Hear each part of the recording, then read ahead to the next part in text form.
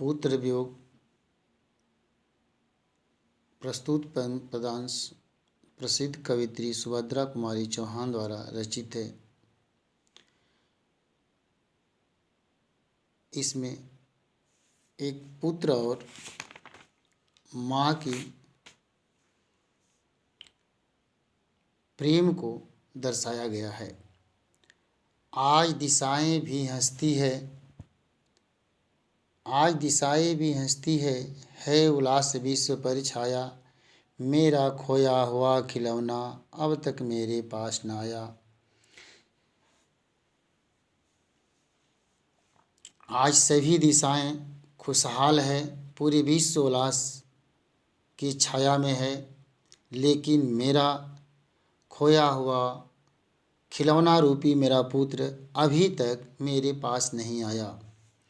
शीत न लग जाए इस भय से, नहीं गोद से जिसे उतारा। छोड़ काम दौड़ कर आई माँ कहकर जिस समय पुकारा। ठंड से बचाने के लिए इस भय से मैंने अपने गोद से बच्चे को नहीं उतारा।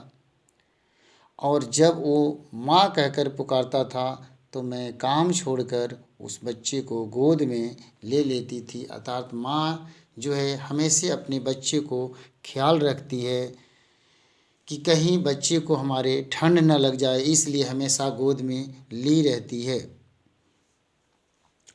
थपकी दे दे जिसे सुलाया, जिसके लिए लोरिया गाई, जिसके मुख पर जरा मलिनता देख आँख में रात बिताई।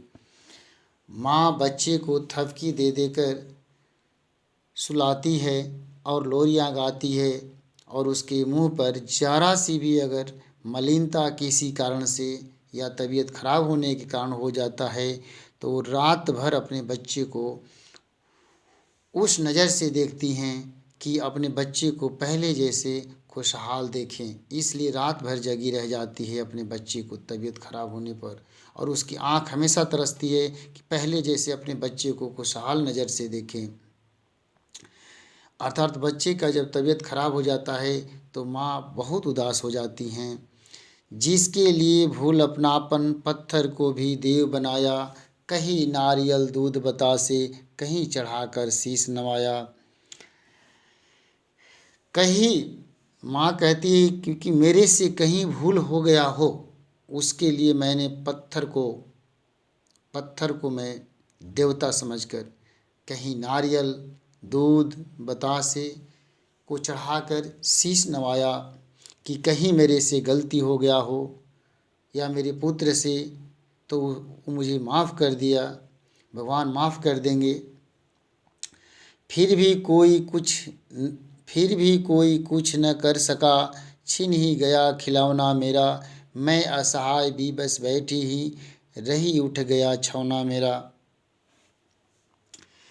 फिर भी इतना करने के बाद भी मेरे कोई भगवान या कोई अन्य मेरे खिलौना रूपी पुत्र रूपी मेरे खिलौना को कोई नहीं बचा पाया, और मैं असहाय हो गई।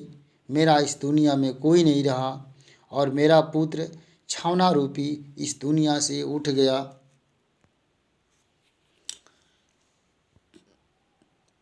तड़प रहे हैं विकल प्राण ये, मुझको पल भर शांति नहीं है। वह खोया धन पा न सकूंगी, इसमें कुछ भी भ्रांति नहीं है।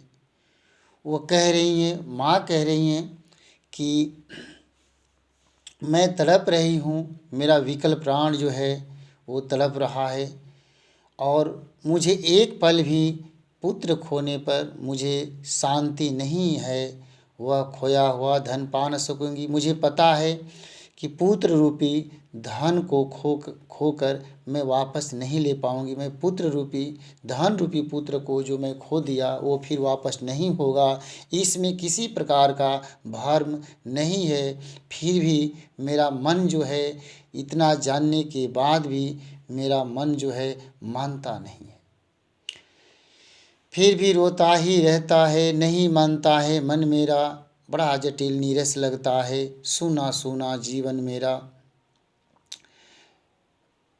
फिर भी मैं रोता ही रहता हूँ और मेरा मन जो है वो मानता नहीं है और बड़ा जटिल नीरस लगता है। अब ये मेरा जीवन बहुत काफ़ी जटिल उदास सा लगता है और मेरा जीवन ही सूना सूना हो गया है।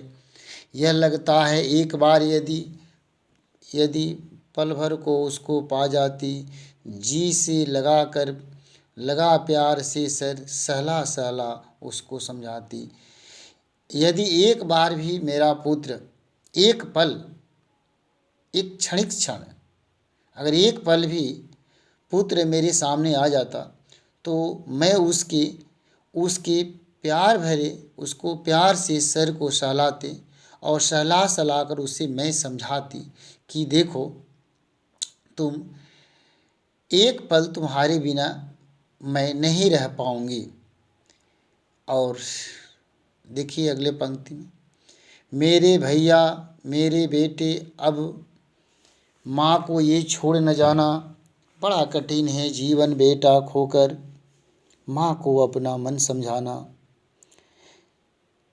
एक पल के लिए भी मेरा पुत्र मिल जाता तो मैं उसे उसके सर के ऊपर प्यार भरे सहला कर मैं उसे समझाती कि मेरे भैया मेरा बेटा अब मुझे छोड़कर कहीं नहीं जाना, क्योंकि मैं तुम्हें छोड़कर मेरे को कभी शांति नहीं आएगा। अर्थात माँ अपने पुत्र को दूर कर कभी भी वो शांति से नहीं रह सकती हैं और अपने मन को नहीं समझा पाती हैं। भाई बहन भूल सकते हैं, पिता भले ही तुम्हें भुलाए, किंतु रात दिन की साथिन माँ कैसे अपना मन समझावे। भाई बहन भूल सकते हैं, कुछ समय बाद भाई बहन या पिता भूल सकते हैं, किंतु रात दिन की जो अपने गर्भ में जो माँ बच्चे को जो ली रहती हैं, उतने कष्ट झेलने के बाद साथ साथ रहती हैं, वो साथिन अपने बच्चे को कैसे समझा पाएंगे। अर्थात इसको फिर दोबारा समझ लिया जाए। आज दिशाएं भी हंसती है उल्लास विश्व पर छाया, मेरा खोया हुआ खिलौना अब तक मेरे पास न आया। आज सभी दिशाएं हंस रही हैं, खुशहाल है, पूरा विश्व उल्लास का छाया है, पर मेरा पुत्र खिलौना रूपी अभी तक मेरे पास नहीं आया। शीत न लग जाए इस भय से, नहीं गोद से जिसे उतारा, छोड़ काम दौड़ कर आई माँ कहकर जिस समय पुकारा। अर्थात कहीं बच्चे को ठंड न लग जाए, इसलिए इस भय से उसे बचने की